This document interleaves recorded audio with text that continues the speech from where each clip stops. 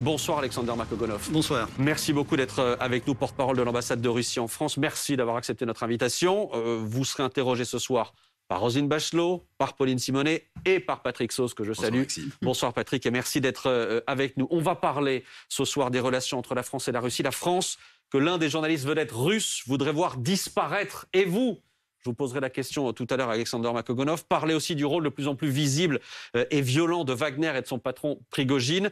Est-il le futur Poutine? Mais d'abord, je le disais, Soledar, les images que l'on vient de voir, bataille la plus violente, la plus sanglante depuis le début de cette guerre, c'est ce que disent les Ukrainiens. Bataille pour prendre le contrôle de cette petite ville du Donbass et de ses mines de sel. Qui contrôle ce soir, Soledar? Difficile de dire quelle est la situation sur le terrain en ce moment. Mais selon les dernières communications du ministère de la Défense, l'assaut de la ville continue. La ville est bloquée du nord et du sud. Et les combats dans la ville même continuent.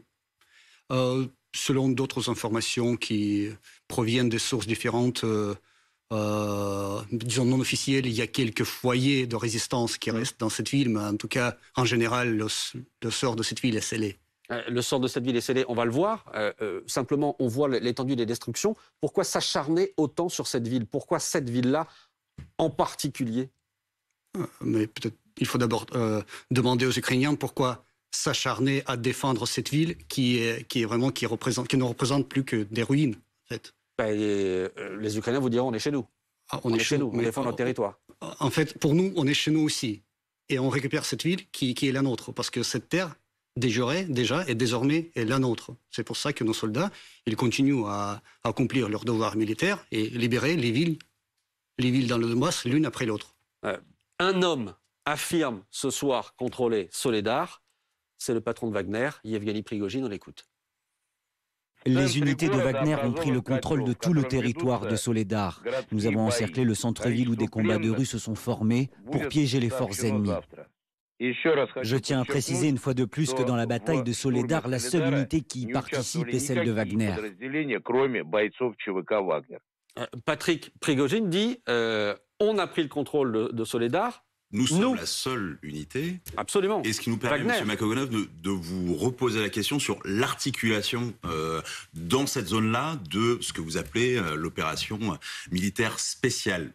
Qui avance d'abord? À qui obéit cette unité qui est quand même une société privée, qui a une obligation de résultat, mais une obligation surtout contractuelle? Comment ça se passe? Mais comme vous le voyez, M. Prigojine, avec les gars de Wagner, il participe aussi à cette opération. Pourtant, il faut toujours se rappeler que ce n'est pas un officiel, ce n'est pas un homme politique, ce n'est pas un officiel de l'État russe. Donc là, lorsqu'il s'exprime, il s'exprime pour soi-même. Il donne son avis privé. Pour lui, peut-être, je ne sais pas, on peut imaginer ses émotions aussi, parce que là, son groupe a accompli quand même pas mal de missions dans le cadre de cette opération de la libération de cette ville. Donc là, il est content. Donc là, il se félicite déjà d'un succès qui peut-être n'est pas aussi trop évident. Peut-être qu'il parle trop vite, oui. Moi, je ne peux pas vous dire parce qu'on n'est pas sur le terrain, mais en tout cas, on peut imaginer que ces déclarations sont un petit peu différentes par rapport aux déclarations du ministère de la Défense. On se sent un peu gêné parce que, effectivement, nous sommes très troublés de voir, alors que ces corps expéditionnaires étaient interdits de par les textes législatifs russes, de voir que finalement, c'est une brigade illégale commandée par quelqu'un sans titre, recrutant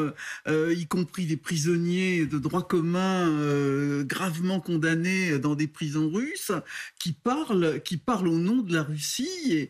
Et comment vous, qui êtes le porte-parole officiel de la Russie, vous vivez cette chose incroyable? Tout d'abord, il n'a jamais dit qu'il parlait au nom de la Russie, il parlait non, mais son propre nom. Fait, nous, on le parce que ressent lui, comme il ça. était là sur place. Donc là, pour lui, bien sûr, il a remporté une certaine victoire. Donc là, peut-être il a un petit peu anticipé les événements, mais je vous ai déjà dit, donc là, les informations en ce moment de la part du ministère de la Défense sont telles. Là, vous avez deux opérations. Il y a l'opération de l'armée russe et une opération privée. Non, mais il fait partie de cette opération. Mais bon, peut-être qu'il est responsable pour un certain secteur qu'il a libéré. Donc là, il était content. Donc là, il s'est déjà félicité de la libération de ce secteur. Lui considère qu'il a libéré tout Soledar. Il se met en scène. On a des photos, des images de Prigojine. Voilà ces images où il explique qu'il est dans les mines de sel de Soledar, qui sont visiblement un des objectifs qu'avait Wagner, c'était de prendre le contrôle de ces mines de sel. Si ces informations sont confirmées, est-ce que ce soir c'est une victoire pour Wagner ou pour la Russie?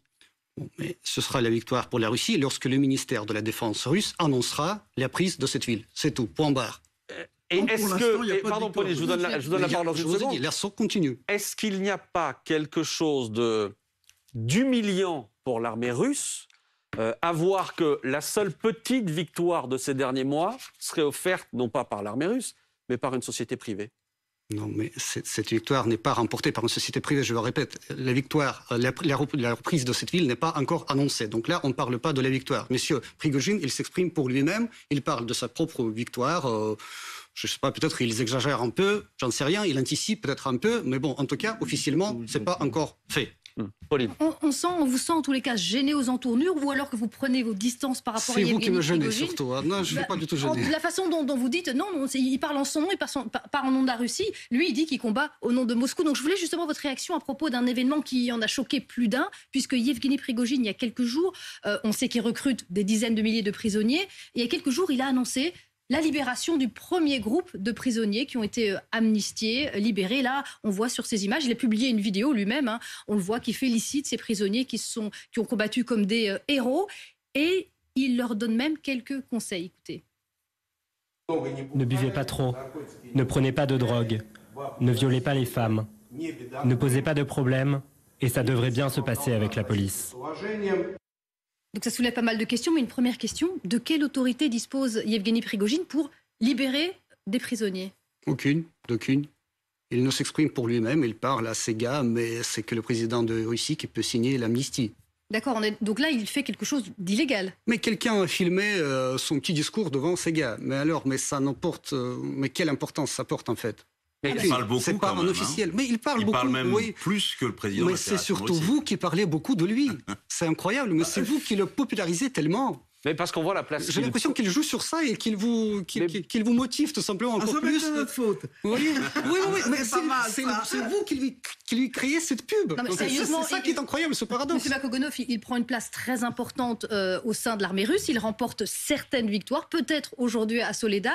Et vous nous dites donc aujourd'hui que ce qu'il fait est illégal, n'est pas reconnu par la Russie, par Moscou. Je n'ai pas du tout dit que c'était illégal. Donc là, lorsqu'il remporte une certaine victoire dans un certain secteur, on ne peut que le féliciter avec tout ça. Mais il constitue donc maintenant, actuellement, une menace pour Vladimir Poutine. Pourquoi? Quelle est la logique? Comment vous liez la logique, c'est quand même que Pauline le disait à l'instant, et vous de même, c'est qu'il met en scène une victoire de quelque chose qui apparaît comme des supplétifs de l'armée russe, puisqu'il n'est pas mis en prison, étant donné que c'est ce qu'il fait est illégal. Sa place est dans un seul endroit pour Vladimir Poutine. Sa place, elle est en tôle. C'est un renégat, c'est quelqu'un qui n'a pas sa place dans un état de droit. Alors, il est quand même assez normal qu'on se pose des questions. Écoutez, mais c'est pas nous. Alors vous nous dites maintenant que c'est de notre faute et que c'est nous qui faisons la pub de Prigojine. Alors ça, c'est pas mal. Si vous ne le montrez pas, personne ne parle de lui. Mais vous le montrez tout le temps, plus souvent que, je sais pas, n'importe quel politique. C'est Russia Today qui en parle. Là, les images d'avant, c'est RIA Novosti. Donc tout ça est vu en Russie. Donc ce sont aussi peut-être les présentateurs ou les chaînes russes qui font beaucoup de publicité. Mais écoutez, vous, à votre antenne, vous montrez régulièrement ce qui se passe sur le terrain. Vous avez vu l'intensité des combats. Mais donc là, vous pouvez vous mettre dans sa peau, vous pouvez imaginer vraiment l'importance de cette petite victoire pour lui quand même. C'est immense. Donc là, il y a vraiment de quoi se féliciter. Mais pardon, comprenez-le, c'est tout. Sur le principe même de fonctionnement de Wagner et de ce que fait Prigojine en Ukraine. Ça a été décrit des milliers de fois depuis quelques mois.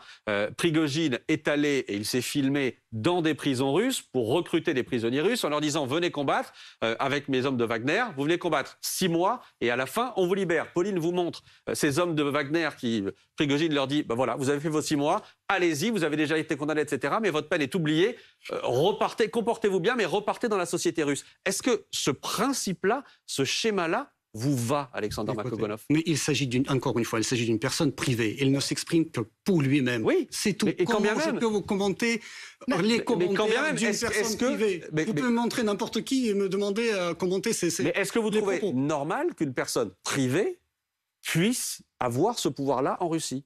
Écoutez, mais il n'a pas de pouvoir en Russie. C'est pas un homme politique, c'est pas un officiel. Quand il parle devant ces gars, c'est vraiment c'est un C'est un épisode privé, c'est tout. Mais vous le gonflez tellement comme si c'était un événement politique. S'il libère des prisonniers qui étaient détenus en Russie... Je vous dis, c'est que le président qui peut signer l'amnistie. Voilà. Il ne peut pas libérer les prisonniers. Il ne peut que les promettre leur...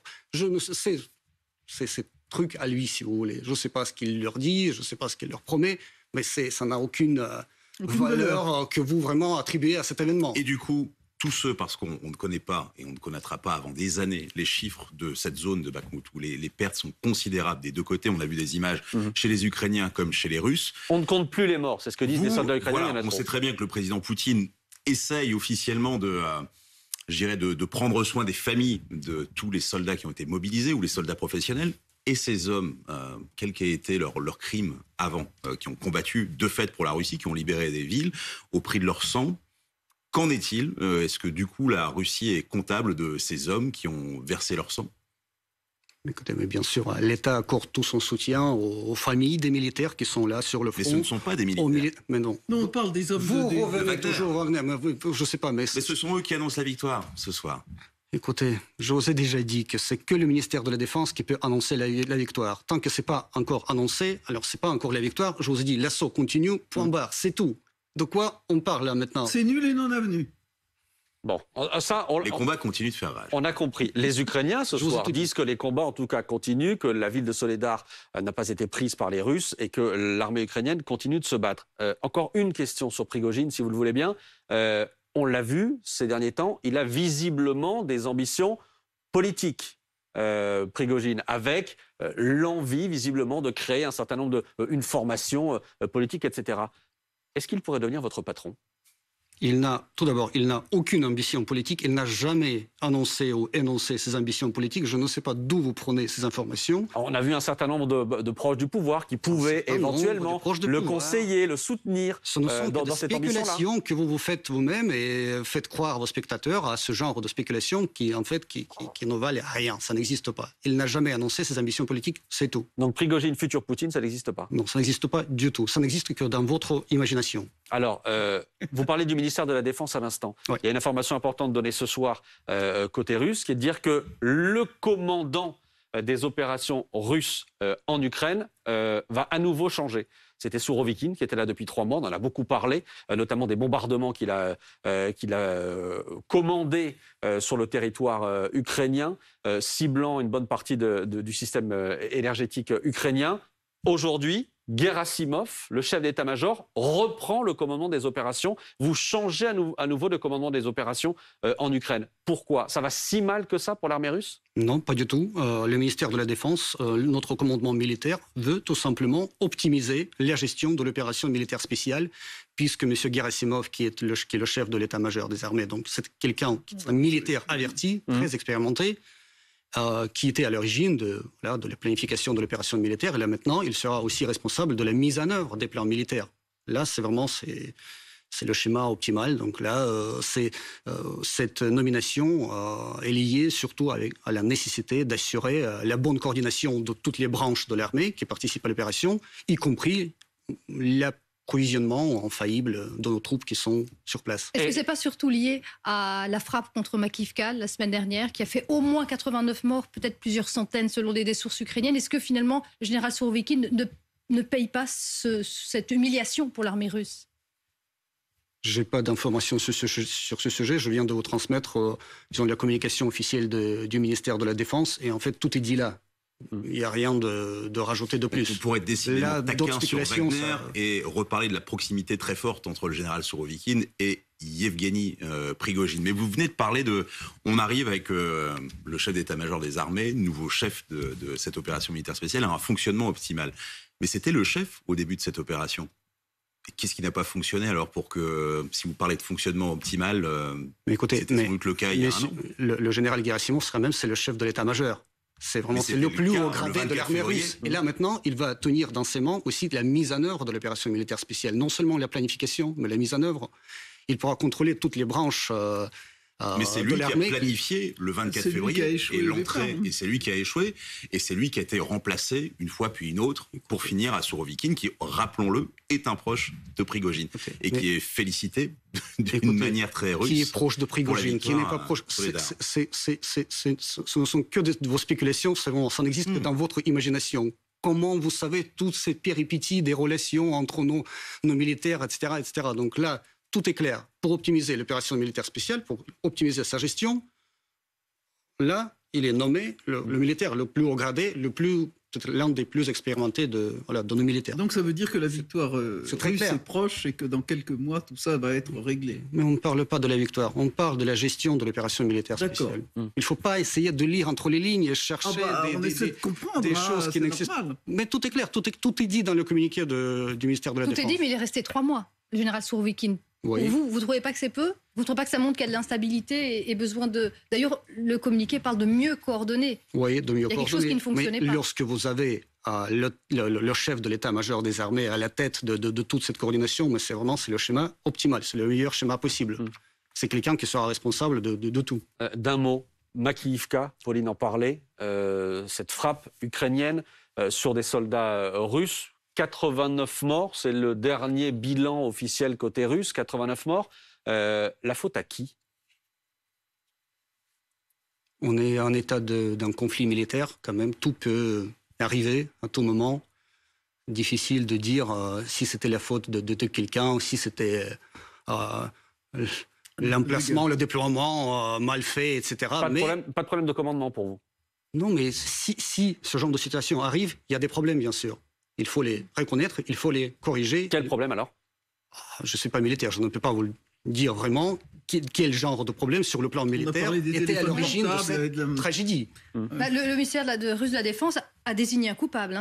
Finalement, c'était les téléphones portables qui ont été utilisés par les jeunes recrues. Donc, pour vous, ce sont les jeunes recrues qui sont coupables d'avoir utilisé ce téléphone portable? Mais je peux imaginer qu'avec les technologies modernes de renseignement et de surveillance, etc., peut-être leurs téléphones portables ont été détectés par la partie ukrainienne et donc la frappe a été effectuée.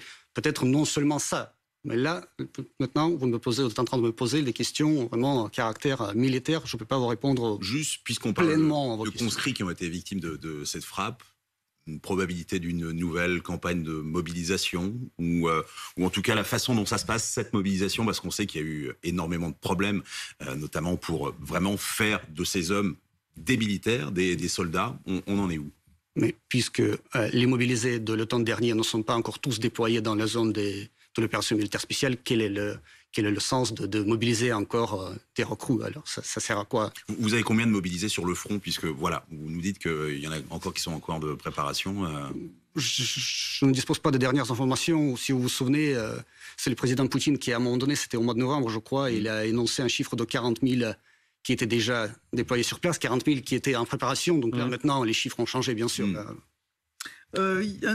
Un officier français qui travaille à la direction générale de l'état-major de l'Union européenne donne des chiffres qui sont très lourds, des pertes russes, 60 000 tués. Il pense qu'il avance, qu'il y aurait 250 000 soldats qui seraient hors service, blessés, handicapés.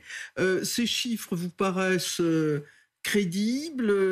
Vous dites que cet officier mène une opération d'intoxication. Pour vous, quelle est la réalité du côté russe? Vous savez, presque régulièrement, les médias occidentaux ou les services de renseignement, les agences d'information et autres organismes sortent des chiffres absolument différents. 60 000, 100 000, 50 000. Non, c'est pour ça que je me tourne vers vous. Quelle est la réalité des choses? Qu'est-ce que vous avancez comme chiffre, vous?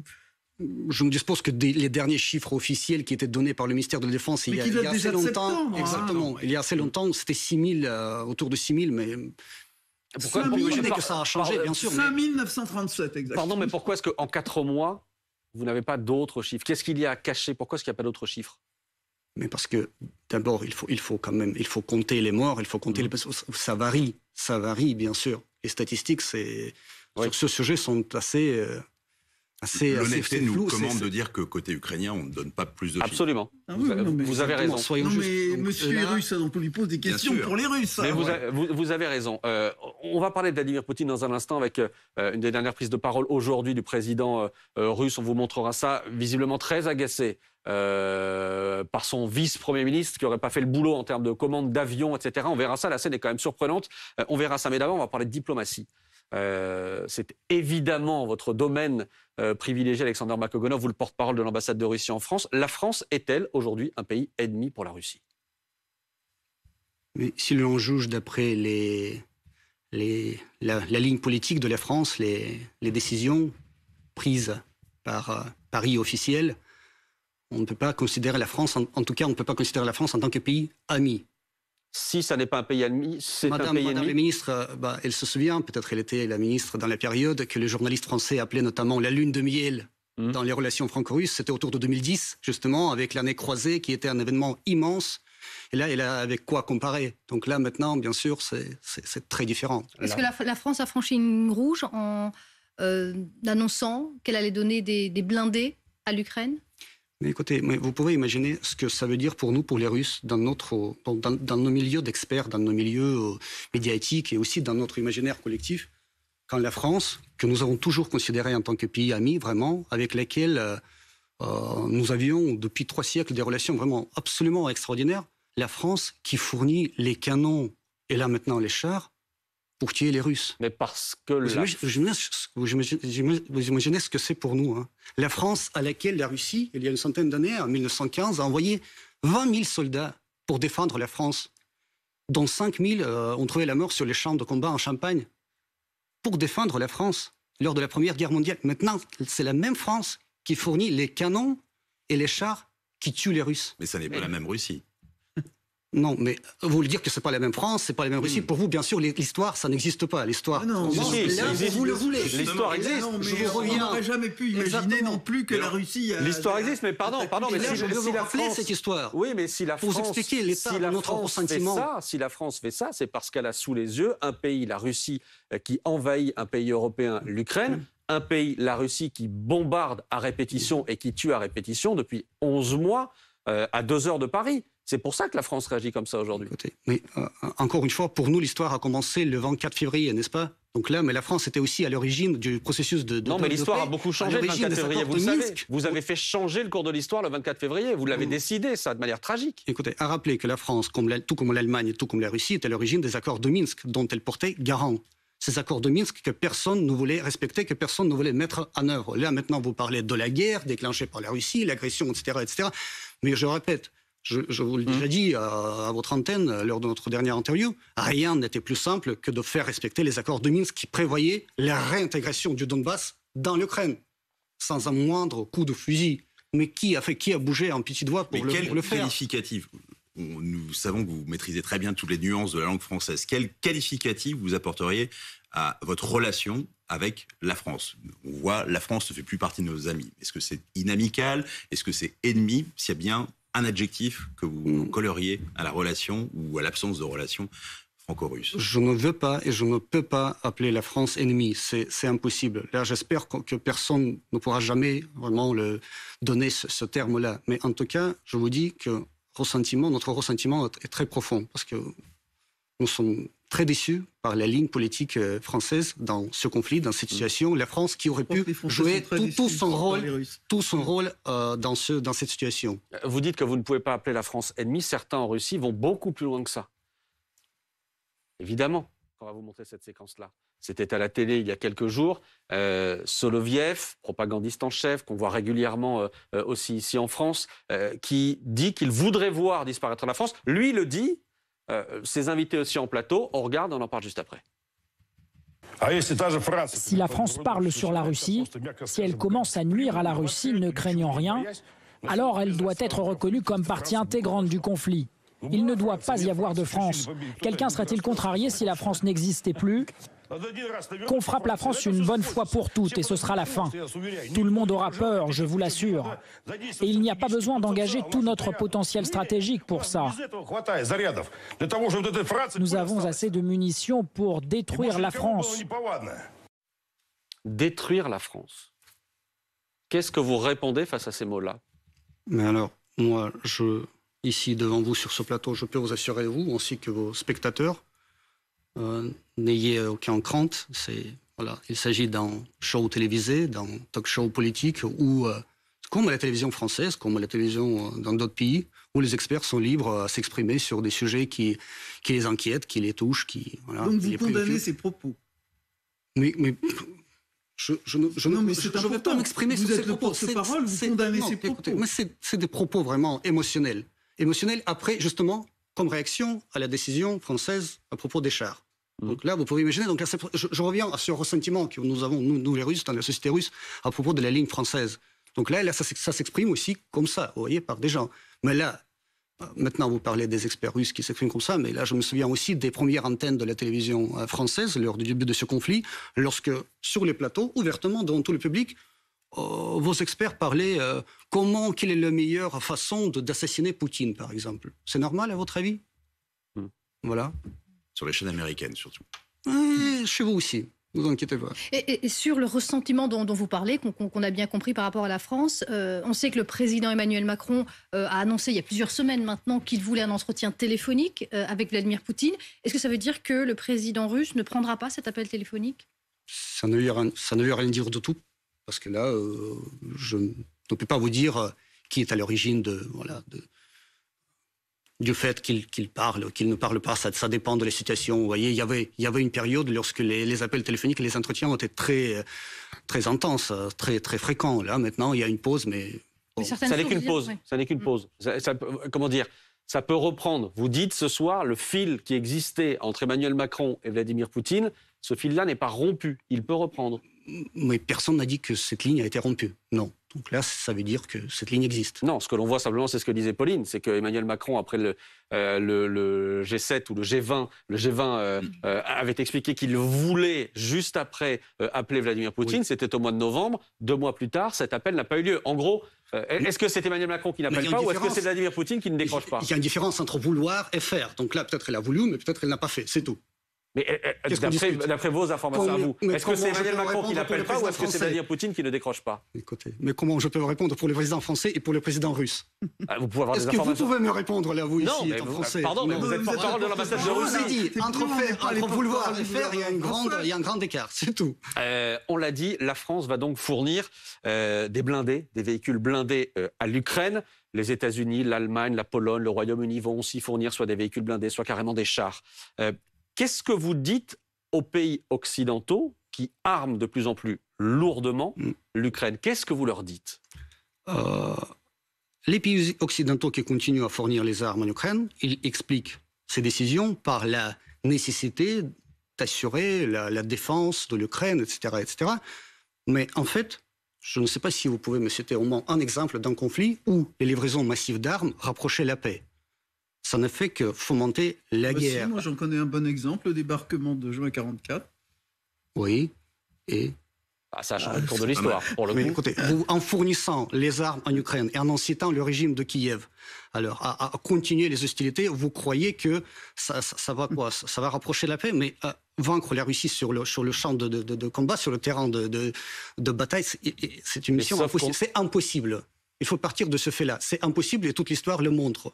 Lorsque la Russie tend la main et propose revenir à la table de négociation, et personne ne l'accepte. Est-ce que vous pouvez rappeler les conditions russes? Parce que si moi je le dis, les gens le croiront ou pas. Si c'est vous qui le dites, c'est quand même plus clair et plus crédible, si je puis dire. Quelles sont les conditions du plan de paix russe si jamais les Ukrainiens se décident à aller à la table? Mais pour avoir un plan de paix quelconque, il faut d'abord au moins arrêter les hostilités. Ça, c'est la condition évidente pour tous. Mais personne ne veut le faire. Du côté ukrainien, personne ne veut le faire. Ni du côté russe. Non, écoutez, la Russie a déjà une entreprise à proposer, à inciter l'Ukraine, à inviter l'Ukraine, à appeler l'Ukraine, si vous voulez, à revenir à la table de négociation. C'était le président Poutine le 30 septembre lors de son discours à Kremlin. Puis les officiels russes l'ont reconfirmé, l'ont répété plusieurs fois. Bon. Comme réaction, le régime de Kiev, et notamment le président Zelensky, signe un décret qui interdit toute négociation avec la Russie tant que Poutine est au pouvoir. Mais alors, comment vous voulez le règlement de ce conflit par la voie pacifique? si au niveau législatif en Ukraine, c'est impossible. Donc vous dites la première condition, c'est les Ukrainiens doivent arrêter le combat. Mais au lieu de fournir massivement les armes en Ukraine, vaut mieux plutôt inciter le régime de Kiev à arrêter les hostilités, si vous voulez vraiment la paix en Ukraine. Donc vous, un statu quo sur la ligne de front, comme elle est, ça vous irait? Je dis rien sur ce sujet, il y a beaucoup d'éléments qui s'imposent, etc. Mais au moins, si vous voulez la paix ou le début des négociations, mais au moins il faut arrêter les tirs, hein, les bombardements, les hostilités.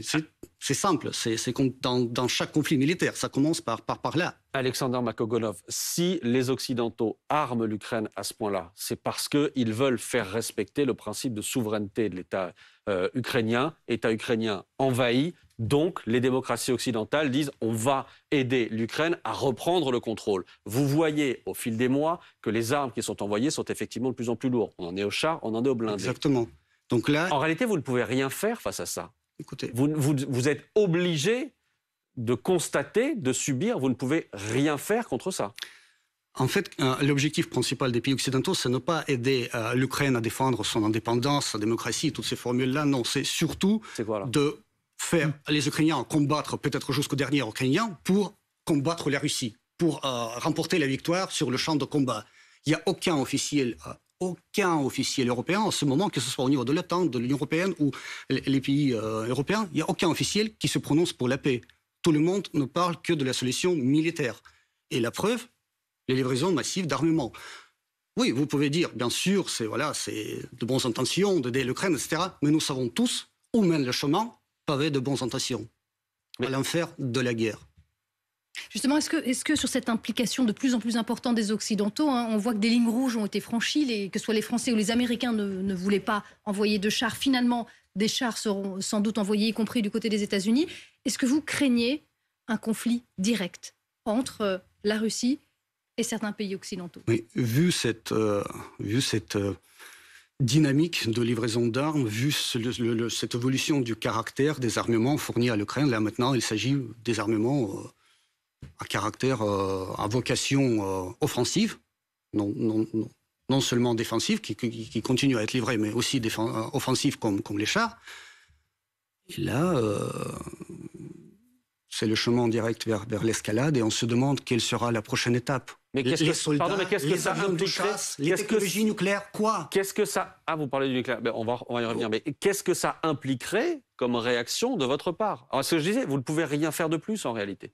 Écoutez, puisqu'on part du principe que vaincre la Russie sur le champ de combat est impossible, tous ces armements-là, toutes ces armes seront transformées en ferraille sur le champ de bataille. Vous dites que vaincre la Russie est impossible, la Russie recule depuis plusieurs mois. La Russie recule où, à votre avis? La Russie recule où? La Russie... à l'été. Vous parlez de Soledar aujourd'hui et vous dites en même temps que la Russie recule. Oui, mais attendez, on va vous parler de Kherson. Vous avez dit que ça comptait pas. On va vous parler de Kherson, par exemple. Oui. Vous n'avez pas reculé à Kherson? Mais écoutez, laissons aux militaires ce qui appartient aux militaires. Ah oui, mais ça c'est trop facile. Cette décision a été prise au niveau militaire. De reculer. Comme en 1812, maréchal Kutuzov a pris la décision lui-même, et le tsar lui a confié vraiment cette mission de laisser Moscou, mais quand même de sauver les vies de nos soldats, et finalement ça a rapporté ses fruits. Donc là, ici c'est pareil, à l'été, la même logique. Les Russes occupaient 25% du territoire ukrainien. Aujourd'hui, c'est environ 16,5%, alors que c'était 12,5% avant la guerre. Donc on voit bien que ça se réduit à peau de chagrin. La Russie recule. Si les reculs que nous effectuons là, dans certaines zones de l'opération militaire spéciale, si ça nous permet de sauver les vies de nos soldats, pour mieux organiser, pour réorganiser, réconcentrer, etc. Mais bien sûr, nous ne sommes pas fous, nous ne sommes pas vraiment fanatiques pour jeter nos soldats d'une manière absolument irréfléchie et responsable dans le bourbier, juste pour les jeter comme le fait le régime de Kiev d'abord, en l'occurrence à Soledar. Il y a aussi la question que des centaines de milliers de Russes, parmi les élites du pays, l'ont quitté, en quelque sorte, ont mené une sorte de guerre passive en fuyant leur pays, ce qui est un drame absolu. Est-ce que vous avez une politique particulière pour dire à ce qui est quand même l'élite de votre nation, d'avoir une sorte de politique du retour, d'accueil, ou est-ce que vous les considérez comme des ennemis? Non, pas du tout. l'entrée et la sortie de notre pays est libre. Personne n'impose les contraintes à qui que ce soit de quitter notre pays, de revenir dans notre pays. Vous dites qu'il y a des centaines de milliers de personnes qui ont quitté la Russie, mais il y a des centaines de milliers qui sont revenus en Russie. Vous voyez, c'est vraiment les flux des gens, la circulation normale. Les gens, ils partent, les gens, ils reviennent. Pour vous, c'est un non-événement. Les Russes n'ont pas fui leur pays. Non, il y a des gens, on doit les reconnaître. Il y a des gens qui ont quitté la Russie pour leurs convictions politiques qui sont en désaccord avec les décisions du président, du gouvernement, avec l'opération militaire spéciale, qui ne partagent pas, disons, nos orientations. La politique générale de l'État, on peut comprendre ces gens, c'est la démocratie, donc chacun a son avis, chacun a son opinion. Ce ne sont pas des traîtres. Mais ce serait émotionnel de mon côté, du côté des officiers russes, de les traiter comme des traîtres, qu'ils se positionnent eux-mêmes comme ils veulent, traîtres ou, je sais pas, non-patriotes, ou les gens libres, ou je sais pas. En tout cas, vous savez, il y a beaucoup d'émotions autour de ce qui se passe en ce moment, et c'est normal, parce qu'il s'agit de quelque chose sans précédent, vraiment sans précédent. Donc là, on peut comprendre ces gens-là qui sont guidés par les émotions et qui prennent des décisions. Vous parlez d'émotions, on va s'intéresser à celle de Vladimir Poutine. Réunion du président russe avec ses ministres aujourd'hui. Le président russe qui va tenser en public son vice-premier ministre pour ne pas avoir commandé suffisamment rapidement un certain nombre d'avions civils et militaires. Il le dit publiquement, il le rabroue publiquement. On regarde cette scène. Monsieur le vice-premier ministre Valentinovitch, vous avez tout de prêt, mais pas de contrat. Je vous le dis, mettons un terme à cette réunion. Pourquoi est-ce qu'on se prend la tête? Je sais qu'il n'y a pas de contrat pour les entreprises, les directeurs me l'ont dit. Pourquoi jouez-vous à l'imbécile? Quand aurons-nous les contrats? Les chefs d'entreprise me disent qu'il n'y a pas de contrat et vous me dites que tout est prêt. Cette scène peut donner le sentiment d'un Vladimir Poutine à qui la situation serait en train d'échapper. Non, pas du tout. C'est un président du pays, quand même, qui gère les affaires du pays. S'il y a quelque chose qui cloche, s'il y a quelque chose qui ne va pas, donc là, bien sûr, il a toute tous les pouvoirs et toute la responsabilité d'indiquer sur des failles, sur des erreurs qu'il faut corriger. Et en plus, vous savez que maintenant, la Russie vit dans une situation sans précédent aussi, très particulière. Donc là, c'est le temps de la prise de décision rapide et de leur mise en œuvre rapide. Donc s'il y a quelque chose qui traîne, bien sûr, il le fait accélérer. Donc il y a une inquiétude particulière, parce qu'effectivement, sur le fond... Je vous dis, tout est particulier en ce moment, donc c'est pour ça que la situation exige la prise de décision rapide et leur exécution rapide. C'est tout. Mais on a le sentiment quand même, parce que ce genre d'algarade, en général, qui arrive dans tous les commandements, y compris rue du Faubourg Saint-Honoré, j'ai vu Emmanuel Macron engueuler ses ministres. Ça se fait pas spécialement publiquement. Mais ça se fait pas spécialement en public, et c'est utile que ça se fasse pas en public. Donc on a le sentiment, monsieur le représentant, le porte-parole, puisque c'est votre titre, qu'on a l'impression qu'on est à la recherche d'un bouc émissaire, que c'est pas très flambant, ça marche pas très bien, et que on est en train de désigner des gens qui vont être appelés à porter le chapeau d'un certain nombre d'échecs. Parce que franchement, faire ça en public, je trouve ça hallucinant. Rien d'hallucinant, c'est le moment de travail, parce qu'il y avait une réunion de ministres, donc là, et c'était peut-être en quelque sorte un signal à tous les autres ministres. C'est ça, tenez-vous à parole. Il y a des choses importantes, et là, il ne faut pas...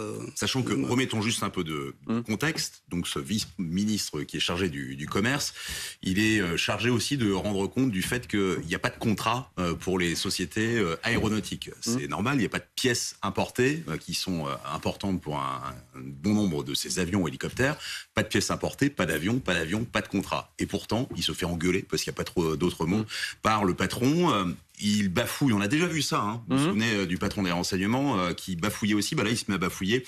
Oui, on essaiera de trouver des contrats au plus tôt. Au plus tôt, vous rigolez, je vous donne 1 mois. Donc il donne 1 mois pour trouver des pièces via peut-être la valise diplomatique, je ne sais pas, mais pour construire des avions et surtout avoir des contrats. Voilà pour le contexte. Et ça veut dire que ça montre à quel point les sanctions dont on a beaucoup parlé pèsent aujourd'hui sur la Russie. Mais bien sûr, les sanctions pèsent sur la Russie, ça nous crée d'énormes difficultés, mais en même temps, ça nous crée d'énormes opportunités pour le développement de notre économie, de notre secteur financier, de notre secteur industriel, de nouvelles technologies. Mais là, on est au stade des difficultés, on a l'impression. Plus que les opportunités. Écoutez, mais il y a des difficultés, bien sûr, mais tout ce qui se passe en ce moment, on s'adapte, on trouve de nouvelles opportunités, y compris de nouveaux débouchés aussi, on noue de nouveaux partenariats internationaux, et la vie continue, malgré tout. Et il faut que ça continue. Il faut que le pays vive. C'est pour ça que le président réunit les ministres et leur donne leur charge d'accomplir leur mission, leur donne des ordres. Normal. Sauf que ces dernières 24 heures, le gouvernement russe a donné un certain nombre d'indicateurs économiques qui montrent à quel point votre pays est dans une situation difficile et de plus en plus difficile. 47 milliards de dollars de dette l'année dernière, c'est le deuxième record historique. Le précédent, c'était 2020, l'année du Covid. Là, on a 47 milliards. L'inflation est à 12%, chiffre officiel en Russie. C'est à peu près 2 fois plus qu'ici en France, l'inflation globale. Votre pays est en train de sombrer dans une situation et dans une crise économique dure. Oui. Vous aimez parler des difficultés en Russie, mais vous parlez jamais des difficultés en Europe. Ah, vous inquiétez pas, on en parle. Oui. Qui sont les conséquences directes des décisions, justement, les décisions irréfléchies et prises à la hâte sous la coupe d'émotions par les dirigeants européens. Et quand vous parlez de l'inflation russe qui est de 12%, il y a vraiment, franchement, il y a de quoi être fier. Parce que dans certains pays européens, l'inflation, c'est à peu près 22-24%, comme dans les pays baltes. En Angleterre, l'inflation, c'est comment? C'est 11%, c'est à 2 chiffres. En Angleterre, depuis 40 ans, sans précédent, la France s'en sort vraiment. Je ne nie pas les difficultés. Je ne nie pas les difficultés côté occidental et côté européen, mais vous ne pouvez pas nier les difficultés profondes, dures côté russe aussi. Pardon, mais la scène que l'on vient de voir avec Vladimir Poutine qui engueule son ministre en est le symbole aussi. Votre industrie, notamment aéronautique, a de gros problèmes aujourd'hui. Écoutez, mais personne ne nie qu'on a des problèmes, mais on les règle. On est obligé de s'adapter. On s'adapte. Et quand vous dites que le président Poutine engueule son ministre, non, il le fait avec un sourire, si vous avez remarqué. Il le fait avec un sourire. Et là, tout est clair, parce que dans ce sourire, tout est dit. Parce qu'il y a s'il y a des problèmes, il faut les corriger. C'est tout. Mais on approche des 1 an de la guerre, petit à petit. Est-ce que vous n'avez pas minimisé ces impacts-là pour la Russie? Est-ce qu'il y a 1 an, vous auriez imaginé où le pays en serait aujourd'hui et l'impact de la réaction des Occidentaux? Écoutez, par exemple, nos recettes grâce à la vente de nos ressources énergétiques, c'est plus de 200 milliards qui nous permettra quand même de remplir les engagements budgétaires, etc., dans le cadre des programmes sociaux et autres. Donc là, il y a des choses quand même assez positives. Donc là, parler de l'économie russe en état de faillite, en état écrasé, défoncé, quoi que ce soit, mais ce serait pas juste. La situation n'est pas facile, mais c'est pas facile pour tout le monde. Hein. C'est pas facile en Europe non plus, aux États-Unis non plus. Tous les indices économiques, c'est vraiment les indices sans précédent depuis une quarantaine d'années. L'inflation, la récession, stagflation, il y a des termes qui sortent vraiment qui n'étaient pas vus depuis des années. Hein. C'est vraiment une nouvelle terminologie. Et tout ça ne vous amène pas à regretter d'avoir déclenché cette guerre? Écoutez, tout d'abord, c'est pas une guerre, c'est une opération militaire spéciale. On reste toujours dans ce cadre-là. On ne peut pas faire la guerre contre un peuple qui est notre peuple frère, les Ukrainiens. Si, vous le faites non seulement nos voisins, mais nos frères et sœurs, avec qui nous sommes liés par des liens parentaux, par des liens vraiment séculaires. Mais vous comprenez que ce discours-là, il est insupportable pour les Ukrainiens?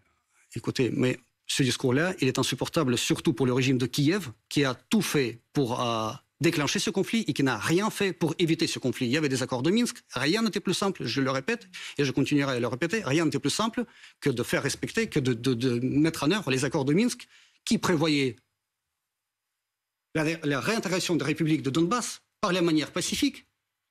Et tout serait bien pour tout le monde. Là, maintenant, on est en état de conflit. L'Ukraine a perdu encore des territoires.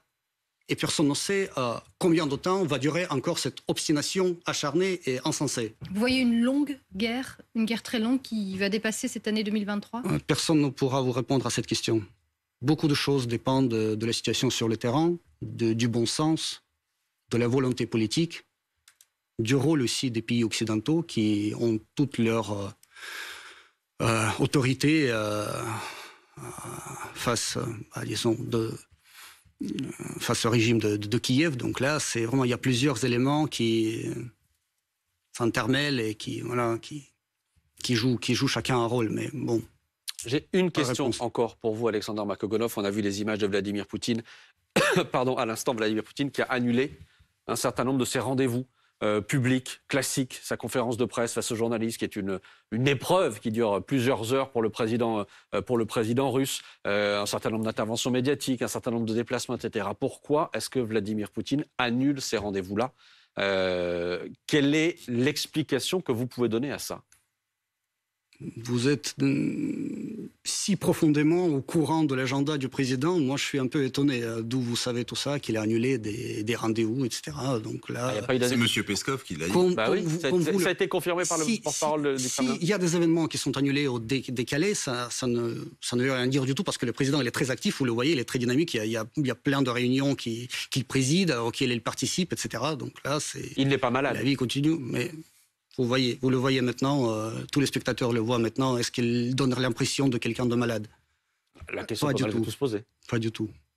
Donc là, tout va bien. Donc là, tout va bien au Kremlin. Mais bien sûr, mais quand vous le voyez, donc là, c'est les meilleures preuves et les meilleures réponses à votre question. Merci Alexander Makogonov d'avoir été avec nous ce soir. Merci d'avoir répondu aux questions de Patrick de Roselyne et de Pauline Simonet. Merci à vous, monsieur le porte-parole.